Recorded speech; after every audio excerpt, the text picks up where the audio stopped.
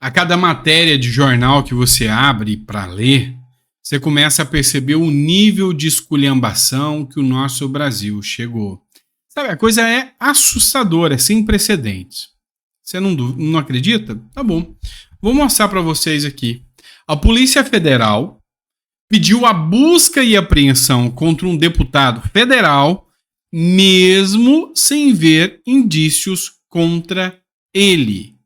Vocês têm noção disso? Vamos lá. Para que possa acontecer, inclusive uma ação penal ou qualquer medida coercitiva, você tem que ter indício suficiente de autoria e prova da materialidade. O que é a prova da materialidade? Olha só, encontraram um corpo jogado. A prova da materialidade é a prova de que o crime existiu. Olha, existiu um crime. Existiu. Só depois que você tem prova de que há uma materialidade, ou seja, existe um crime, você busca indício suficiente de autoria. Ah, eu acho que foi o sujeito ali. Ah, eu acho que tem algo que prova que foi o sujeito ali. A Polícia Federal fez algo que assim é tão absurdo ao direito brasileiro que disse o seguinte: vamos fazer a busca e apreensão naquele cara, mas é pro bem dele. É para provar que ele não é criminoso. Então, isso é assustador demais. Em meio à crescente pressão do Congresso Nacional contra ações judiciais que atingem parlamentares, a Polícia Federal pediu ao Supremo Tribunal Federal para realizar a busca e apreensão no gabinete do deputado federal Gilberto Nascimento, que é do PSD de São Paulo, mesmo afirmando que não vê indício contra ele. De acordo com a petição da Polícia Federal, deve ter sido algum estagiário, né? A operação seria em benefício do próprio parlamentar, para que não houvesse quaisquer resquício de dúvida da ausência de sua participação na empreitada criminosa. Mas isso foi tão absurdo, mas tão insano, que a Procuradoria-Geral da República falou: vocês estão malucos?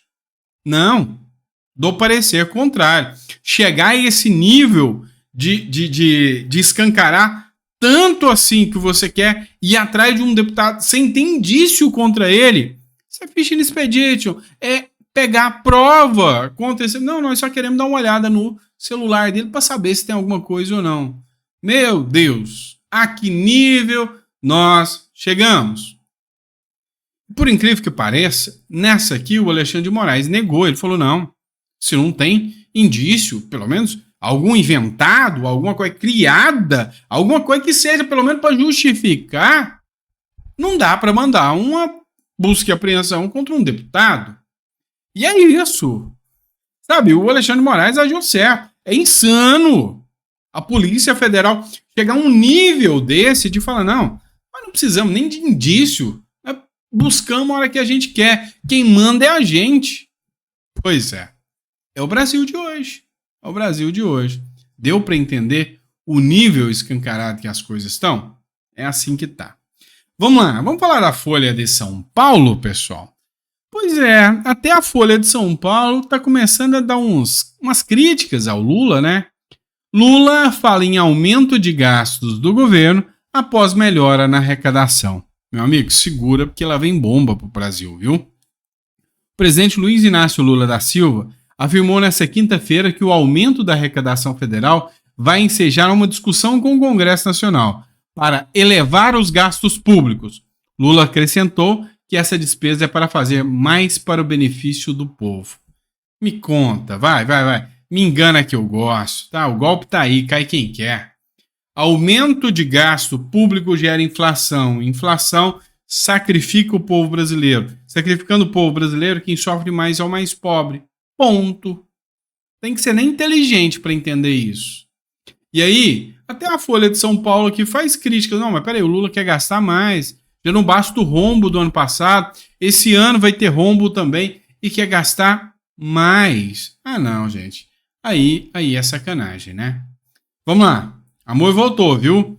Matéria da Folha de Pernambuco.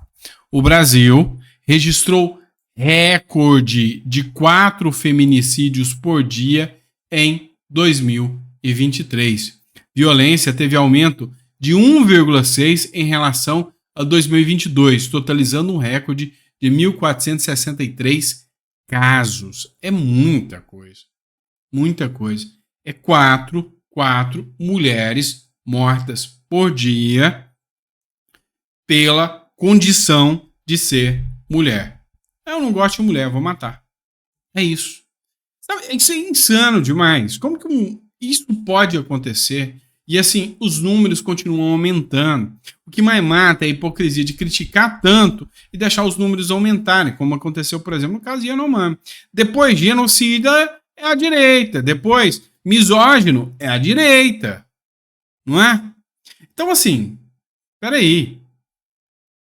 Qual a justificativa para passar pano para isso? Recorde, 4 por dia. 4 por dia. Aí, é muita hipocrisia, né? Vamos lá. Outra coisa que a gente precisa analisar aqui dentro do direito, que assusta também. O deputado do PT quer punir quem questionar credibilidade das caixas brancas lá. Vocês sabem do que eu estou falando, né? O deputado José Guimarães, do PT do Ceará, apresentou um projeto em fevereiro. Um projeto de lei que tornaria crime a disseminação de informação falsa com a intenção de comprometer a credibilidade do sistema eleitoral, com pena de até 5 anos de cadeia, reclusão, cadeia fechada mesmo, tá, pessoal? Cadeia fechada. O projeto chama a atenção para o fato de que atualmente não existe esse tipo penal específico que proíba esse tipo de fala. No entanto, essa lacuna não tem impedido a decretação de cautelares criminais contra múltiplos investigados, como a desmonetização de canais de YouTube, proibição de abordar o assunto em postagens, sobre o risco de decretação de prisão preventiva e a censura contra as redes sociais. Inclusive, a Jovem Pan tomando aí multa de 13 milhões de reais. O que você precisa entender sobre esse ponto aqui? É o seguinte, não há crime sem lei anterior que a defina, nem pena sem prévia combinação legal.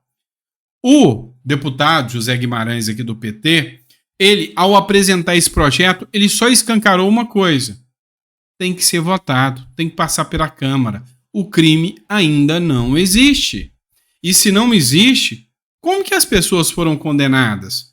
Como que canais foram desmonetizados?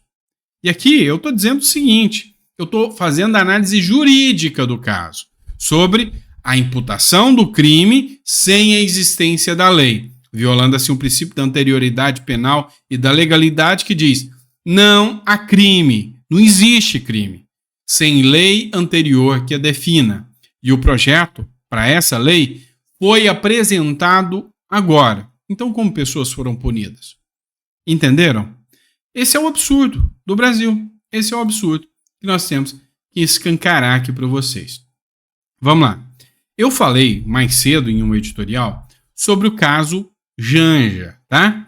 A Janja recebeu uma indenização de uma influenciadora, jornalista e da Jovem Pan em 30 mil reais. Por quê? Porque foi feita uma fala contra ela no sentido de que ela teria usado a cannabis, né? A maconha, fumado maconha, o que não é verdade, segundo a Janja. Só que tem um detalhe. Ofensas contra o cônjuge de candidato é infração eleitoral, decide o TSE. A penalização nunca existiu. Nunca existiu uma tipificação. Falar mal do cônjuge do candidato, multa, prisão, isso ou aquilo. Nunca existiu este entendimento. Então, pela regra, eu posso fazer tudo, exceto aquilo que a lei me proíbe. O contrário da administração pública. Eu não posso fazer nada, exceto o que a lei me autoriza. Mas aqui, em regra, todos têm o livre-arbítrio e o princípio da liberdade. Eu posso fazer desde que a lei não me proíba. Então, se eu não tenho uma legislação eleitoral que me aplique essa multa, eu não posso fazer uma interpretação extensiva neste caso. É uma interpretação penal e malam partem, ou seja, ampliando o espectro da penalização.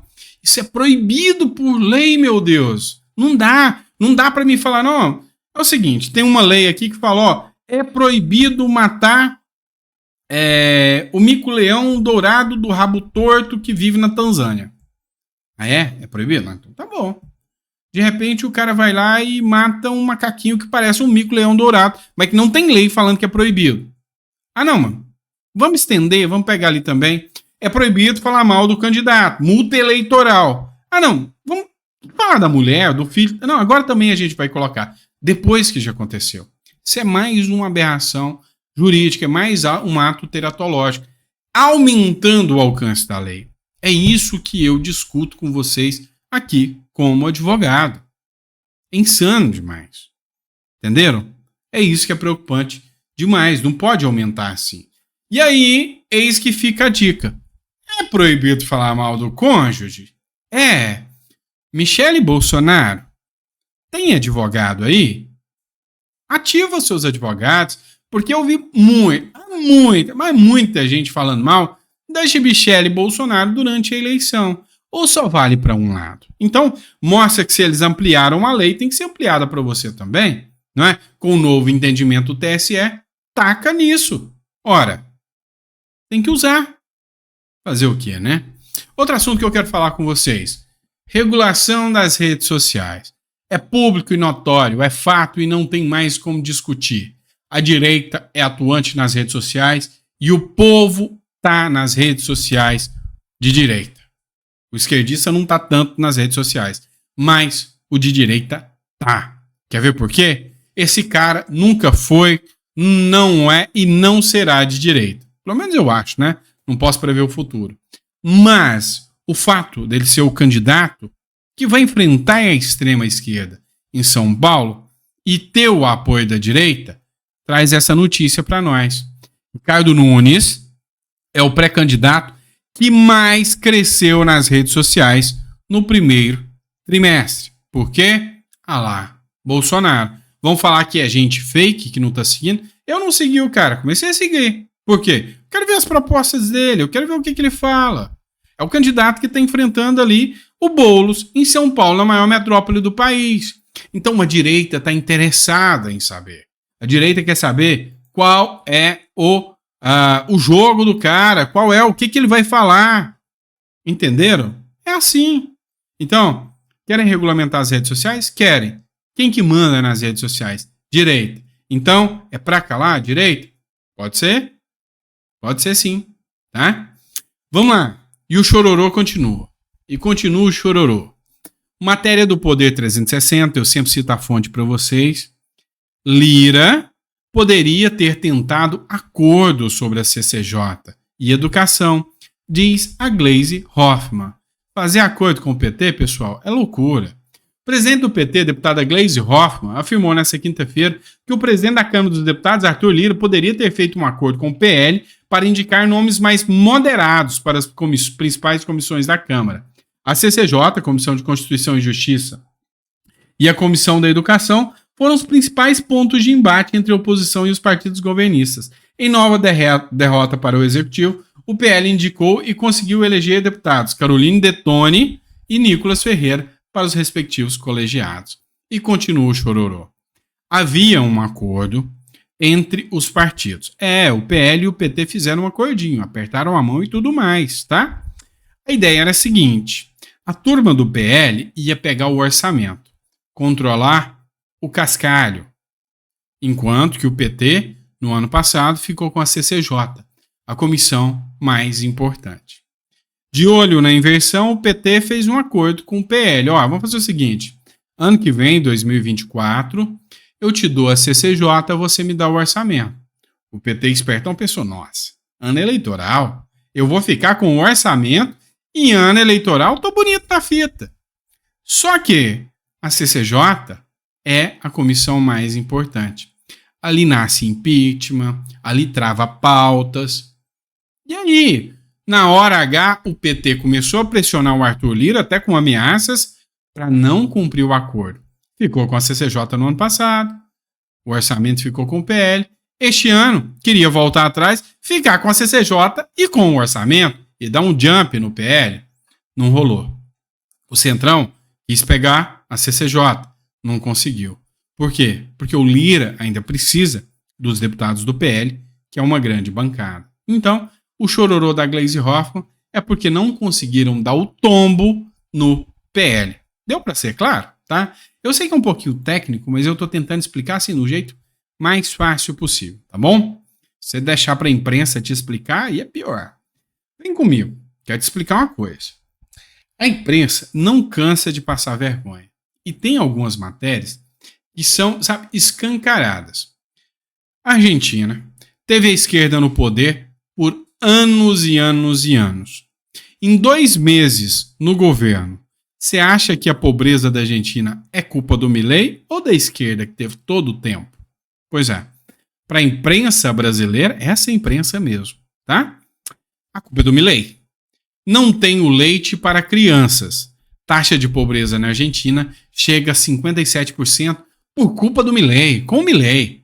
A taxa de pobreza na Argentina chegou a 57,4% no início do ano, segundo um estudo recente, com milhões de pessoas lutando contra uma inflação de 3 dígitos e sofrendo com a forte desvalorização do peso, que reduziu o valor real do dinheiro das pessoas. Em dezembro, a taxa estava em 49,5%. Então, a pobreza na Argentina era ótima, só 49,5% da população estava em situação de pobreza.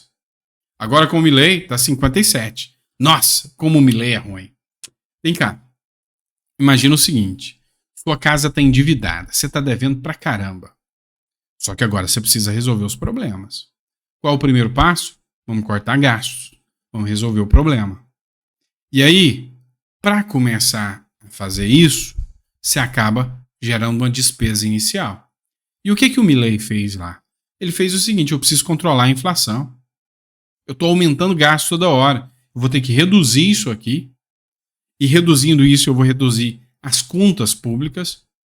Sabe aquela turma, aquele tanto de gente que dependia de ajuda do governo e computava como se não fosse extrema pobreza? Pois é. Essa gente teve um prejuízo com o Milei, porque o preço das coisas aumentaram. O câmbio do peso argentino aumentou para poder regular a inflação. Acabou que mais pessoas ficaram nessa situação mesmo. Mas o que eles não te contam é que já começou a ter a redução pela 5ª semana consecutiva da inflação na Argentina. Então, assim, tudo que você vê pela mídia, desconfie, tá? Desconfie, porque não é tão fácil assim de acreditar no que a mídia fala. Vamos lá, pessoal. Outra matéria que eu achei bem interessante discutir com vocês aqui é sobre a Comissão de Educação, onde o Nicolas Ferreira assumiu ali a comissão, e aí a esquerda ficou toda nervosinha. E aí teve que vir um deputado para ensinar para os deputados da esquerda o que é democracia. Dá uma olhada no piti da turma da esquerda e na aula de democracia que eles tomaram aqui. Aí você me perguntou, a nossa preocupação é que agora a presidência faça isso. Vai fazer disso aqui um palco de apenas polêmica e os problemas reais da educação brasileira não vão aparecer. A questão é, como parlamentar, tem minha posição. Na presidência, há um protocolo do cargo. Logicamente, se Nicolas ou qualquer um, porque eu acho muito ruim a gente personalizar esse tipo de coisa aqui, ou qualquer um, não seguiu o protocolo mínimo. Aconteceu com a Bia na CCJ. A Bia o que teve que fazer? Construir pautas. Como é a construção de pautas numa comissão dessa, que é a preocupação sua que eu entendi? Não vai pautar, não vai dar relatoria para quem é da esquerda. Se ele não fizer isso, vocês inviabilizam o andamento da comissão. É natural, vocês têm as prerrogativas. Estão assumindo aqui. Com certeza ele terá, como o Bia teve, como qualquer presidente do PL teve, o equilíbrio de sentar, o vice vai ser do PT, sentar, construir a pauta em conjunto, as relatorias em conjunto. Não pode, gente, a gente não pode partir da premissa de que vai dar errado sem antes provar. E outra, última, ele é novo, parlamentar de primeiro mandato, tem muito a aprender, tem pedido conselhos, não é? Ele é o presidente do Estado, do Diretório Estadual, tem pedido conselhos. Assim, ele sabe que é uma pessoa que está em processo de crescimento, como todos nós aqui no parlamento, ninguém sabe, é dono de toda a verdade. E aí você pode ter certeza que nós... E aí, tomou uma aula de democracia. É isso, é a pluralidade, a maioria escolheu. Teve uma decisão, houve escolhas, é respeitar. coisa que o pessoal da esquerda não gosta muito de respeitar. E por isso que eu trago a última matéria para você ter bons sonhos essa noite. Lula derrete em 2024. É simples assim. Não sou nem eu que estou falando, hein? Antagonista para vocês. Entre janeiro e março, as avaliações positivas, ótimas e boas do governo Lula caíram em todas as áreas questionadas pela Atlas Intel. Ou seja, as máscaras estão caindo. É por isso que existe uma campanha. Lula, fala mais. Olha, prometemos para você que se você começar a fazer uns 10 podcasts aí por dia, vai ter mais gente da direita assistindo, pegando todas as suas falas, reproduzindo todas as suas falas. Afinal, tá dando resultado para a direita, né? É isso, pessoal. Obrigado por ter acompanhado o nosso editorial. Espero que você tenha gostado. Olha, às vezes a gente traz aqui de maneira mais lúdica. O nosso canal é para ser imparcial e a gente faz de tudo para ser imparcial. Ideologia política, isso aí é inquestionável. Eu sou de direita, tá? Então, eu tenho o meu posicionamento de direita, mas eu sou um cara que, assim, não vive dentro de uma bolha. Eu tenho críticas ao Lula, ao Bolsonaro. Às vezes o Lula acerta, às vezes erra. E eu tô aqui para fazer a minha análise, como tem que ser. Eu não tô aqui para agradar a bolha. Tô para falar aquilo que é real, tá bom?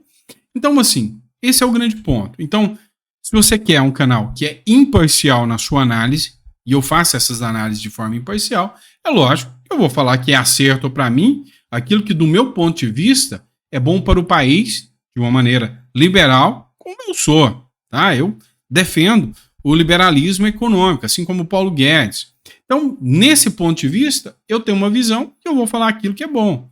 Quando é ruim, eu vou criticar dentro dessa imparcialidade, tá bom? Fechou?